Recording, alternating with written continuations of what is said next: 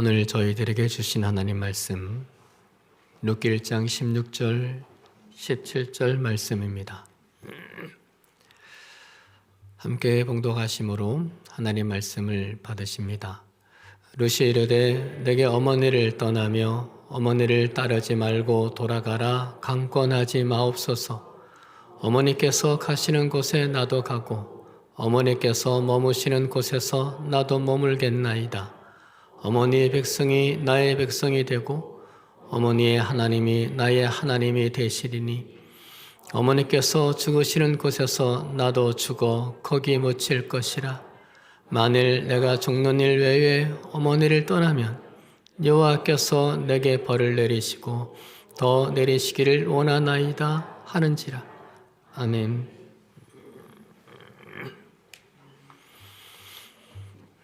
할렐루야. 오늘 말씀은 룻기서인데요. 특이한 책입니다. 성경 66권 가운데 여성의 이름을 딴 성경은 단 2권 있죠. 룻기와 에스더서이죠. 그 중에 한 권입니다. 그리고 개인, 가족 사이의 이야기이고 이방 사람의 이름을 딴 유일한 성경책입니다.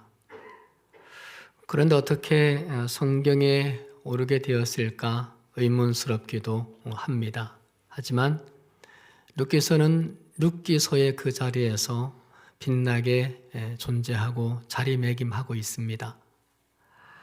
룻기는 그 무엇보다 위치가 흥미롭습니다.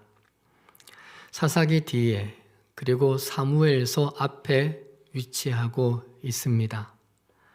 사사기의 시대적 배경을 보면 이스라엘 역사의 암흑기였던 350년 사사 시대였습니다. 사사기를 읽다 보면 절망스럽게만 합니다. 이스라엘이 무너지는 소리, 백성들이 탄식하고 비명 지르는 소리들로 가득합니다. 반대로 사무엘서의 시대적 배경은 다윗을 통해서 이스라엘을 세워가는 왕조 시대입니다. 사무엘서를 읽다 보면 서서히 희망이 서려오는 것을 느끼게 됩니다. 룻기가 암흑과 혼돈의 사사기, 그리고 희망과 안정의 사무엘서 그 사이에 있습니다. 그러니까 사사기와 사무엘서를 연결해 줍니다. 암흑이, 사사기의 암흑이 사무엘서의 희망으로 어떻게 나아가는지를 보여주는 책이 룻기입니다. 오늘 그것을 잠시 더듬어 찾아보려고 합니다. 해서 우리의 삶도 암흑에서 희망으로 열려지게 하는 일에 필요한 단초를 얻었으면 합니다. 룻기가 시작되는 1절에서 사사들이 치리하던 때에 그 땅에 흉년이 드니라 기록하면서 베들레헴 땅에 살고 있던 엘리멜렉과 그의 아내 나오미 그리고 2 아들 말론과 기련을 소개합니다. 이들 가정은 흉년이 들게 되자 이사를 계획합니다. 충분히 그럴 수 있죠. 그런데 이 이사가 이들 가정의 불행의 시작이 되고 맙니다. 이유가 있었어요. 이사를 가게 된 곳이 그모스 우상을 섬기는 모압 이방 나라 땅이었기 때문입니다. 하나님께서 신명기 23장 3절에서 모압 사람은 여호와의 총회에 들어오지 못하리니 영원히 여호와의 총회에 들어오지 못하리라 하실 정도로 하나님을 대적하는 사람들이 사는 땅이었습니다.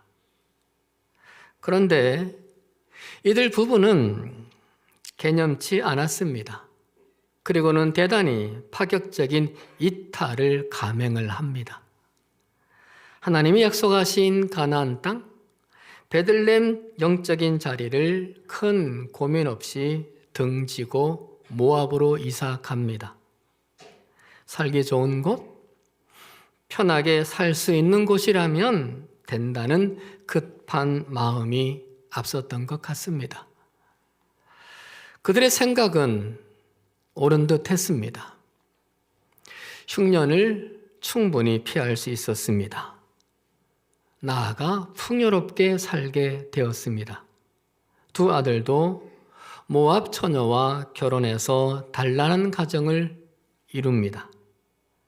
베들레헴을 떠나기를 참 잘했다 싶었습니다. 판단이 옳았다 싶었습니다. 그러나 10년이었습니다. 그 후 남편을 잃고 두 아들도 잃게 됩니다.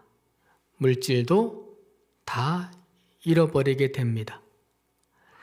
이방 땅에서 완전히 버려진 자가 되고 맙니다. 하나님 하나만 포기하고 아무것도 포기하지 않고 다 움켜쥐고 있었는데 결국 다 잃어버리고 맙니다. 이들이 욕심을 내는 것과 이들이 지향하는 것과 하나님이 원하시는 것은 달랐던 거였습니다.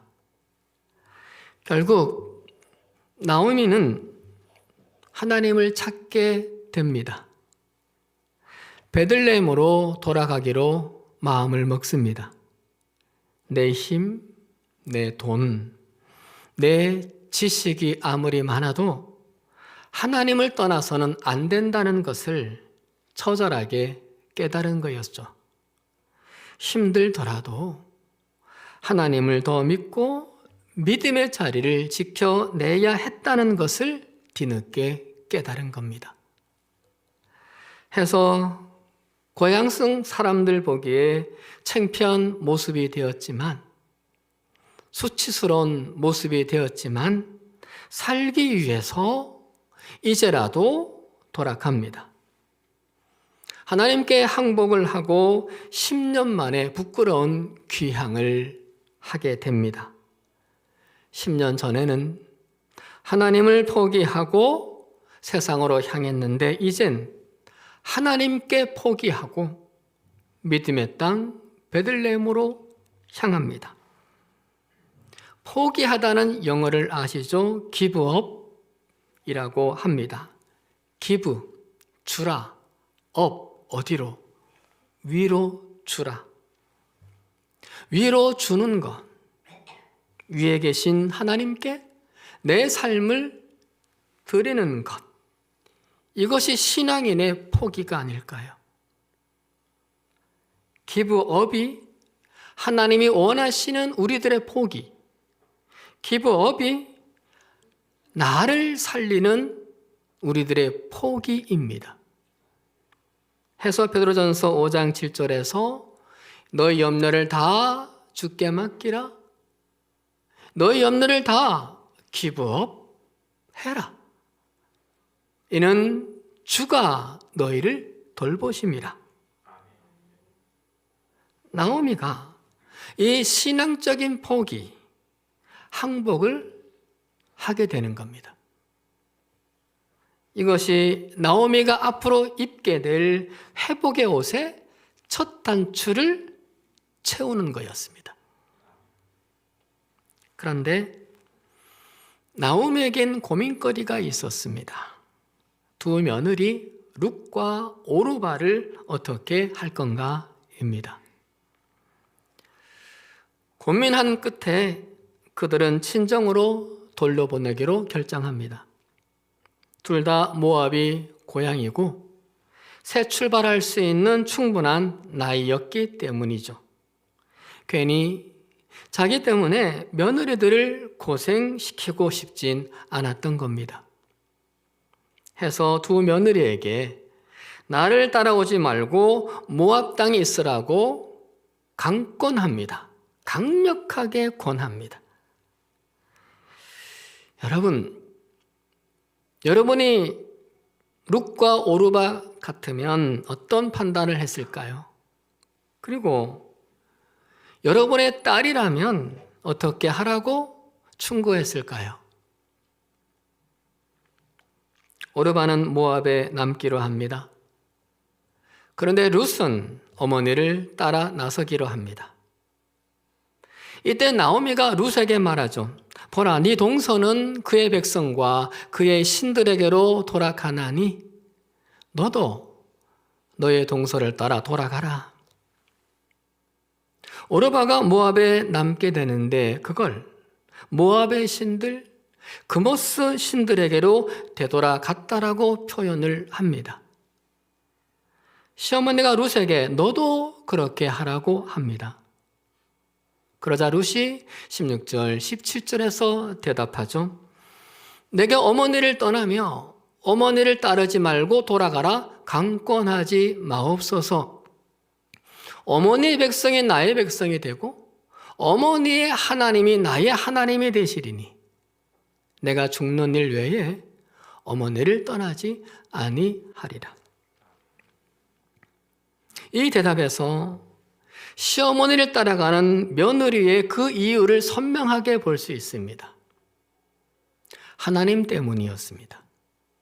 돈 때문, 유산 때문 아니었습니다. 사람 때문도 아니었습니다. 룻은 단호하게 말하죠. 나의 신은 동서처럼 모압의 신 그모스가 아닙니다, 어머니. 내 신은 어머니의 신 하나님이십니다. 하나님을 섬기기 위해 저는 어머니를 따를 겁니다. 죽는 순간까지 그리할 겁니다. 내가 죽는 일 외에는 하나님을 떠나는 일은 없습니다. 이것은 순간적인 결정이 아닙니다. 감정적인 결정도 아니고요. 강요에 의한 결정도 아닙니다. 자신의 룻의 인생을 건 결정이었습니다. 그렇다면 이방 여인인 이 룻이 어떻게 이런 결정을 내릴 수 있었을까요? 룻은 이 가정에 시집을 와서 간접적으로나마 하나님을 경험하기 시작했었습니다. 이방신을 섬기다가 믿음의 가정에 시집 와서 그 하나님을 듣기 시작을 했습니다. 그런데 가정이 풍비박산이 되는 것을 보면서 과연 하나님은 참 신이신가? 하나님은 정말 살아계신 건가? 의문이 생겼습니다.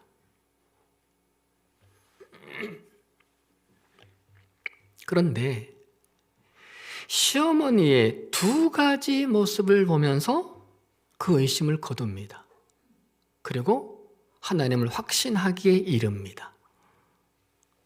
하나는 모든 것을 다 잃었지만 그렇게 된 것이 내가 하나님의 손길을 떠난 것 때문인 것으로 이해를 하고 받아들이고 다시금 하나님의 손길에 붙들리려는 어머니의 애련한 모습이었습니다. 하나님의 자비를 기억을 하고 다 잃어버렸어도 이제 하나님만은 잃지 않으려고 하나님의 품으로 돌아가려는 어머니의 그 처연한 모습을 보고 하나님을 확신합니다. 나오미가 20절, 21절에서 이런 말을 하죠.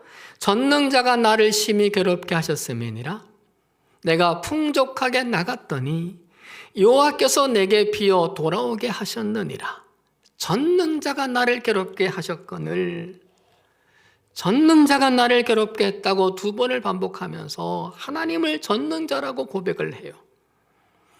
얼핏 듣기에는 원망입니다. 탓하는 소리처럼 보입니다. 그러나 그게 아니에요. 눈물로 드리는 고백이고 회개인 거예요. 원망하고 탓하는 것이라면 하나님의 땅 베들레헴으로 돌아가려고 할 리가 없습니다. 그냥 하나님 떠나 거기에 계속 살죠. 전능하신 하나님, 그리고 그 하나님의 자비하심을 믿고 돌아가려고 하는 거죠. 하나님, 제가 이제야 하나님이 전능자이심을 깨닫고 돌아갑니다.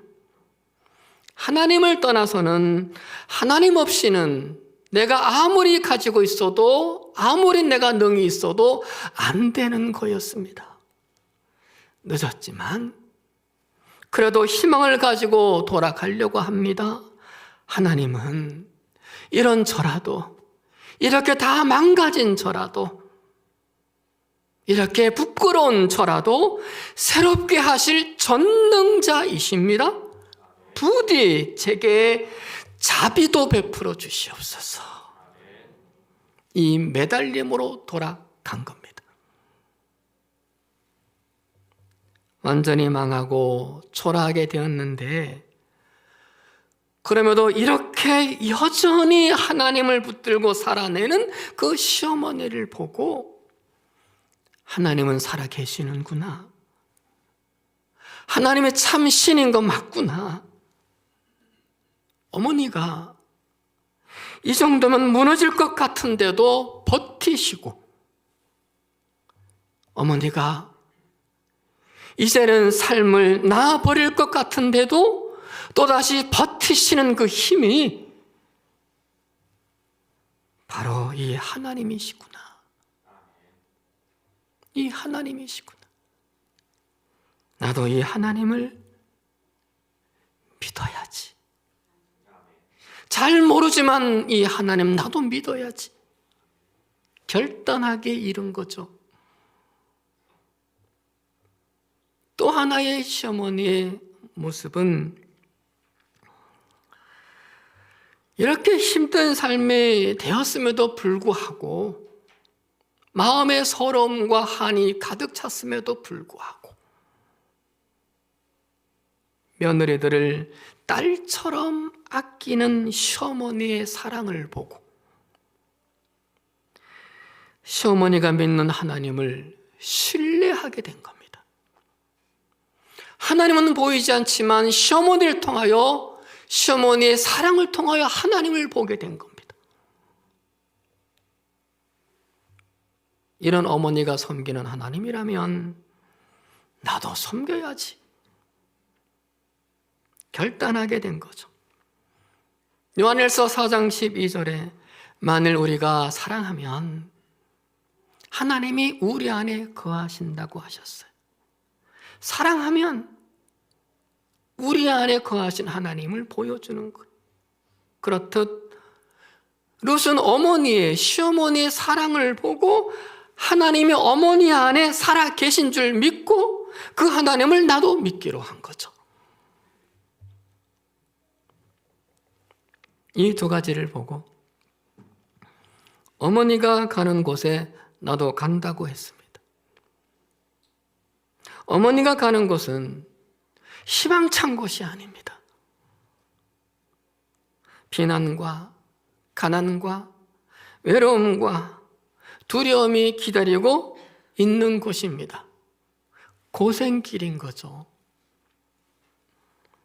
아무것도 없는 늙은 시어머니를 봉양해야 했습니다.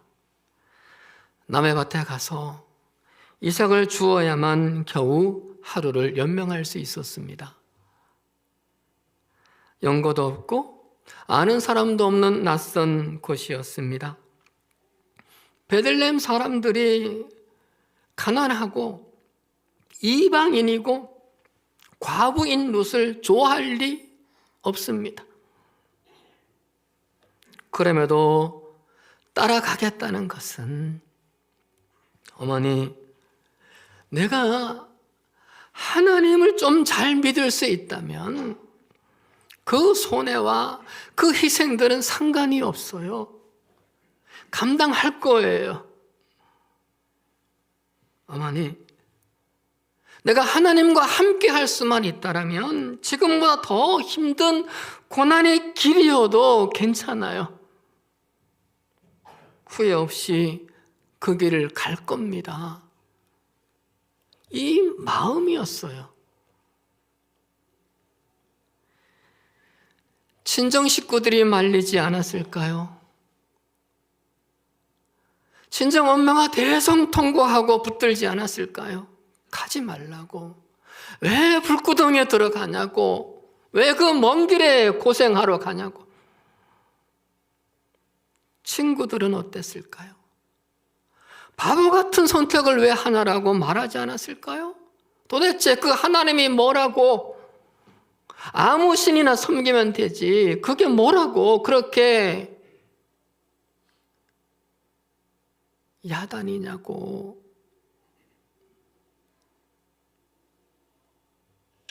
빈정거리지 않았을까요? 하지만 그럼에도 룻은 하나님 때문에 그냥 바보가 되기로 했습니다. 편하고 쉬운 길을 포기하는 바보.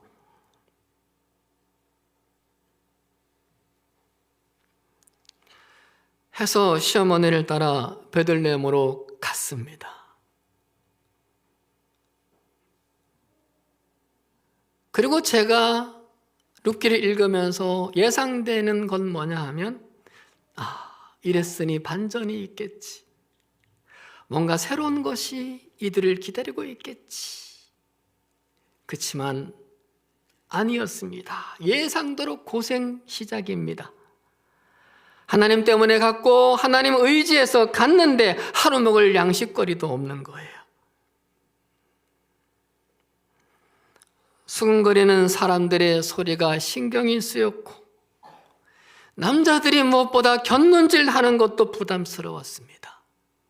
2장 9절을 보면 남자들이 룻을 건드릴 기회를 엿보고 있었어요. 그러나 룻은 그렇다고 해서 억울해하지 않았고 마음 바꾸지 않습니다. 모압으로 돌아가지 않아요. 친정으로 방향 전환하지 않았어요. 끝까지 인내합니다. 묵묵히 참아냅니다. 계속 하나님을 붙들고 버팁니다. 하나님 의지하고 살아내는 거죠. 하루를 사는 게 아니라 하루를 버티는 거죠. 계속되는 고생이어도 하나님 한 분으로 위안을 삼고 위로를 받으며 살아갑니다. 그런데 여러분, 하나님은 이런 룻을 그냥 두진 않으셨습니다. 이런 룻을 위해서 드디어 놀라운 일을 꾸미기 시작하시고 이루어 가기 시작하십니다. 룻이 살았던 시대가 사사시대라고 했죠. 하나님도 없고 왕도 없는 시대에 다들 자기 소견대로 자기 잘난 대로 자기 편한 대로 살아가는 사사시대. 우리 시대와 비슷해요. 그런데 이방 여인 룻이 내가 죽는 일 위해 하나님을 떠나지 않겠습니다. 하나님 때문이라면 고생도 괜찮습니다라고 고백을 했으니 하나님의 그 룻이 얼마나 이쁘셨겠어요. 얼마나 측은히 보셨겠어요. 그래서 하나님은 룻을 믿음의 사람 그리고 대부호인 보아스와 기적적으로 재혼을 하도록 섭리해 가십니다. 그뿐만이 아니죠. 그 둘 사이에서 자식을 낳았는데 오벳을 낳았고 오벳은 이새를 낳았고 이새는 누구를? 다윗을 낳았습니다.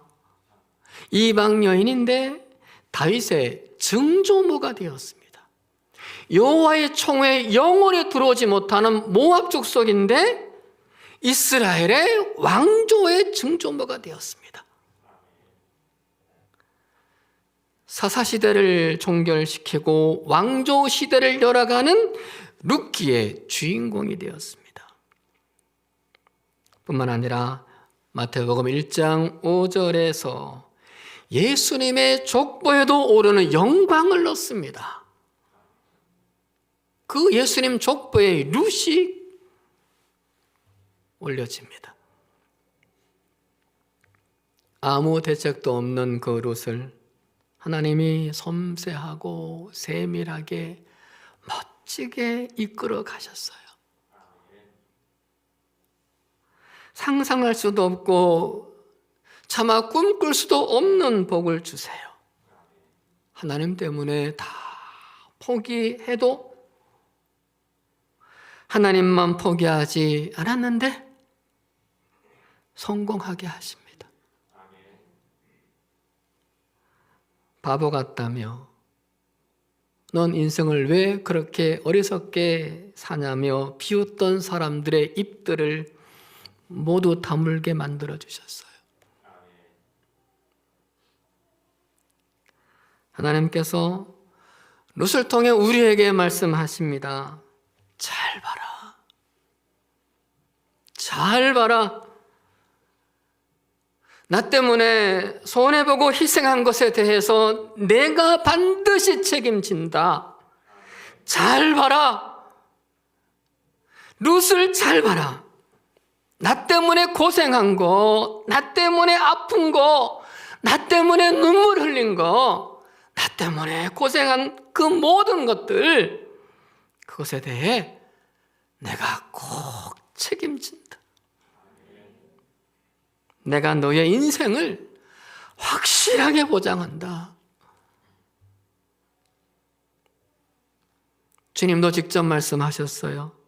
내가 진실로 너희에게 이르노니 나와 복음을 위하여 버린 자는, 손해본 자는, 희생한 자는 현세에 여러 배를 받고 이 땅에서 여러 배를 받고 내세에 영생을 받지 못할 자가 없다.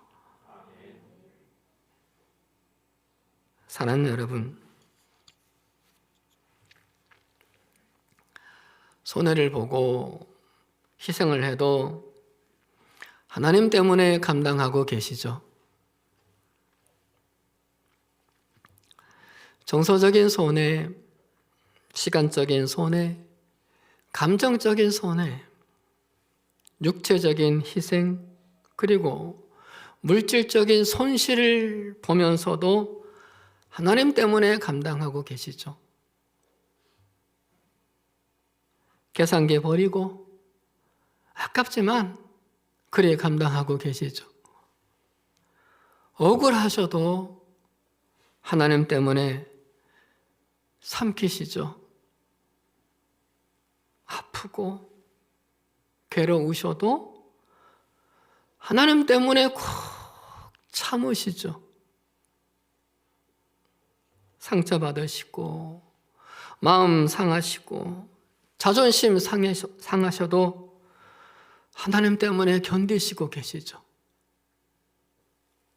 하나님 때문에 이르시고 포기하시고 버리신 것도 있으시죠. 사랑하는 여러분, 슬퍼하지 마세요. 뒤에 돌아보지 마세요. 후회하지도 자책하지도 마세요.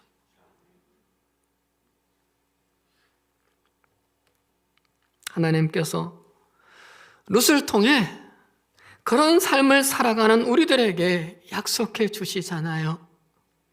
넌 내가 책임져. 넌 내가 책임져. 넌 내가 배로 보상할 거야. 이런 것보다 더 좋은 것, 더 많은 것으로 내가 꼭 갚아줄 거야.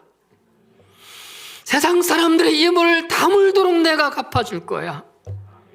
역전의 승리, 역전의 행복을 내가 책임질 거야.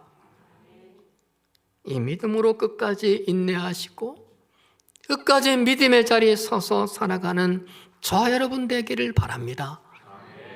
다윗도 그랬어요. 이 믿음으로 여호와께서 나를 위하여 보상해 주시리이다. 하나님 때문에 참고 기다리며 살았다고 시편 138편 8절에서 고백을 해요. 그리고 하나님은 다윗을 룻처럼 역전의 복을 받게 하셨죠. 성경에는 이런 사람들이 많아요. 아브라함도 하나님 때문에 독자 이삭을 포기하고 번제로 드리려는데 하나님이 이삭과 그의 가정을 책임져 주셨어요. 요셉도 하나님 때문에 부귀영화를 버렸는데 하나님이 애굽의 총리가 되는 인생으로 책임져 주셨어요. 한나도 하나님 때문에 막 젖된 아들을 품속에서 떼어내 성전에 바쳤는데 하나님의 그 아들을 책임지시고 이스라엘의 최고의 선지자 사무엘로 책임지셨어요. 다니엘도 하나님 때문에 총리를 포기하고 사자굴을 선택했는데 하나님이 다니엘의 목숨뿐만 아니라 바벨론 제국의 총리로 책임져 주셨어요. 사드락과 메삭과 아벳느고도 하나님 때문에 관직을 포기하고 풀무불을 각오했는데 하나님이 책임져 주셨어요. 더 높아지게 하셨죠. 에스더도 하나님 때문에 왕후의 자리를 포기하려는데 하나님이 그 자리를 책임져 주시고 이스라엘 민족까지 살리는 불임절을 만드셨어요. 시편 106편 8절에서 말씀하십니다. 그러나 우리가 어떠하든지 어떤 삶이든 어떤 환경이든 그러나 여호와께서는 자기의 이름을 위하여 그들을 구원하셨으니 그의 큰 권능을 만인이 알게 하려 하심이로다. 여러분, 우리가 하나님 때문에 무언가를 선택하고 무언가를 결정했을 때 하나님은 우리에게 당신의 이름을 걸어요. 나에게 당신의 이름을 걸어요. 우리가 하나님 때문에 당신의 이름을 위해서 우리를 구원하시고 하나님의 권능을 사람들에게 알리시려고 우리의 그 선택과 결정을 후회로 만들지 않으세요. 해서 우리를 반드시 책임지시는 하나님을 보여주시는 거예요. 나와 만인들에게. 이 하나님을 믿고 하나님 때문의 기준으로 더 살아갈 수 있기를 바랍니다. 이 하나님을 믿고 믿음의 자리로 더 돌아서시고 끝까지 믿음으로 살아갑시다. 해서 영육간에 멋진 승리의 인생을 사시기를 주의 이름으로 축원드립니다. 기도하십니다. 하나님, 우리 때문에 아들을 이 땅에 보내셨습니다. 우리 때문에 다 주셨습니다. 우리 때문에 당신이 바보가 되셨습니다. 그런 당신 때문에 우리는 소망으로 견딥니다. 그런 당신 때문에 오늘도 살아갑니다. 그런 당신 때문에 손해가 있어도 잃어도 아파도 감당합니다. 하나님, 책임져 주신다는 하나님의 약속을 믿으며 내려놓고 하나님을 따르렵니다. 룻처럼 그렇게 따르렵니다. 하나님 부디 당신의 이름을 위해서라도 우리를 위해 일해 주시고 인도하여 주시옵소서. 예수 그리스도의 이름으로 기도드리옵나이다. 아멘.